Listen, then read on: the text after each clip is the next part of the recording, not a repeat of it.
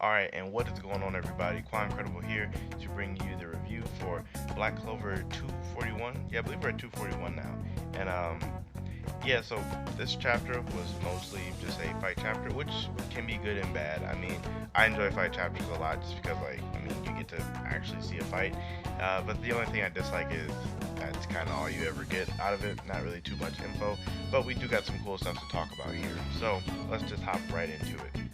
At the beginning of the chapter, or I believe at the end of last week, we have Asta coming out to fight Dante. And that's basically exactly where we start up. Asta rushes out, he shoots off some like of his black slashes or whatever, and like Dante tries to use his gravity magic to like make them go down, or I guess like try to stop it, but since it's anti-magic he can't. At this point I don't think he knows that it's anti-magic, I just think he thought it was just some kind of attack that he can't affect.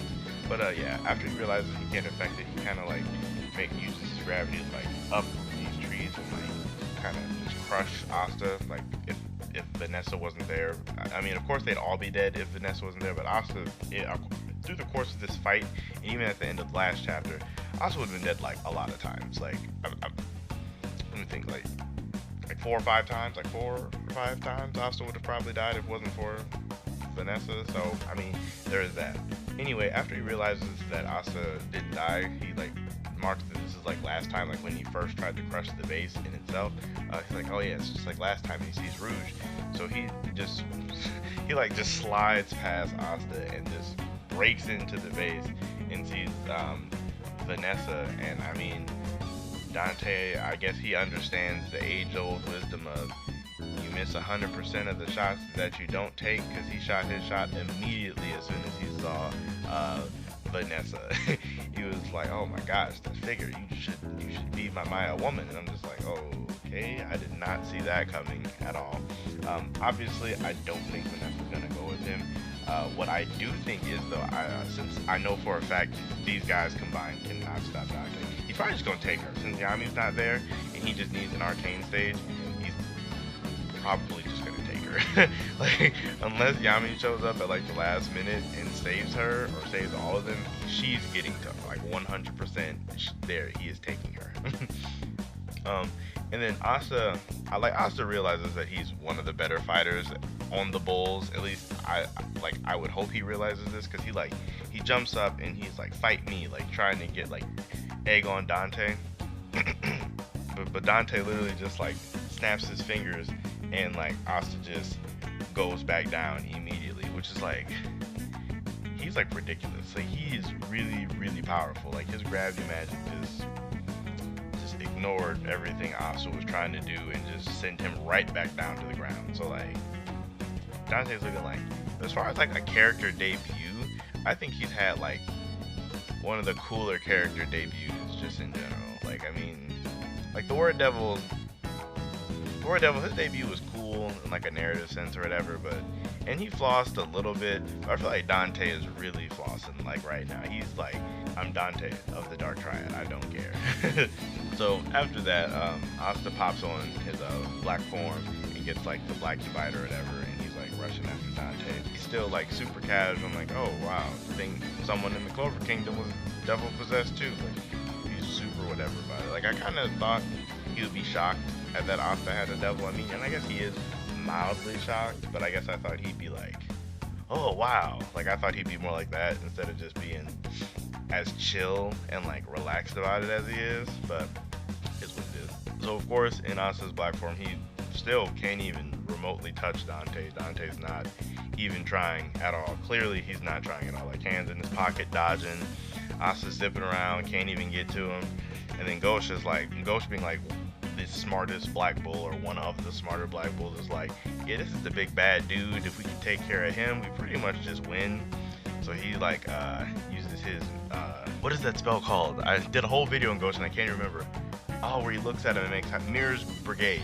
He uses Mirror's Brigade on Asta to like make a bunch of Astas. Yeah, in one panel I counted 11, and another panel I counted 12. So who knows exactly how many black Astas there are, including himself. And then what is it? One of my good friends on Twitter, Kaiba, he pointed this out.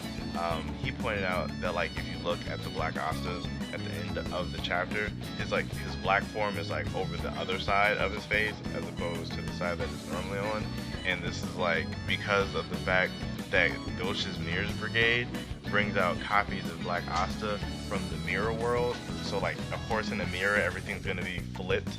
So I thought that was like a nice touch for Tabata to like realize that, the fact that, oh, I'm using mirror Asta, so like let me mirror his actual features. Like, oh, okay, I get it. Like that makes perfect sense. But that small, I guess, unnecessary detail aside, but yeah, then the chapter kind of just ends with all these Black Astas rushing towards Dante, and he looks way more shocked in this panel than he has throughout the entire fight or chapter or last two chapters. However, I do still think he'll deal with this pretty easily. One of my hopes is I kind of hope Asta will at least be able to graze him, or like give Dante a reason to like be thinking about him next time, or give Dante something to get a little bit angry about, or make Dante like show a little bit more of his power. Like I hope at least this does something to him to make him just upset. Outside of that, this chapter didn't really give us, I mean, anything else. Like when you think about it, like we didn't really get any more information. We didn't see where any of the other characters are doing. Just like I said, just a good old fashion fight chapter, which is good because I mean I enjoyed myself a good fight, but bad in terms of useful information for the future of the series. But I will say this: at least the Black Bulls are kind of faring a little bit better against Dante than the Golden Dons did against Zeno. I mean, granted, Zeno's mission was just to capture William, but he just like was ruthless about it and just was killing people, him and the disciples that he brought and all that. I mean, granted, Dante seems, at least from getting that small glimpse that we got of his personality, he seems like mad chill. Like for a evil king dude, he just seems like super chill. Like he's just like whatever about it. He just seems so whatever. Like even when he got there last chapter, he's like, oh, Yami's not here, I guess I'll play with these guys, like just chill. Or I feel like if Zeno went to capture William and William wasn't there, I feel like he might have just left. Like actually I feel like Zeno might have just left. He either would have killed everybody there or left, like one of those two.